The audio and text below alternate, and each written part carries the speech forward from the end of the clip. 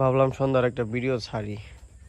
এই যে দেখেন, এটা হলো আমাদের রাস্তা আর বর্ষার পানি। এই যে কোন জায়গায় পানি উঠে আছে, খারাপ অবস্থায় আছি। অবশ্য আমাদের এই কষ্টটা কিছুই না, যারা উপকূলীয় অঞ্চলে থাকে তাদের অবস্থা তো অনেক খারাপ আরো। এই যে দেখেন সামনে দেখছেন রাস্তার মধ্যে পানি। এখন কি করা লাগবো, এখন জুতা খুইলা তারপরে পার হওয়া লাগবো, না তো জুতা শেষ। গরিব মানুষ ভাই, জুতা নষ্ট হয়ে গেলে কিনে দেয়া নাই,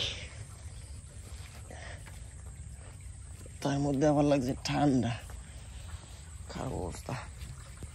এই যে পাড়ায় পাড়ায় যেতেছি, রাতের বেলা আবার সাপের ভয়ে,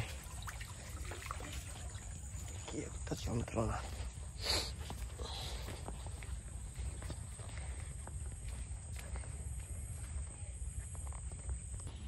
বাড়ির গাটলায় পানি, যা তো অবস্থা।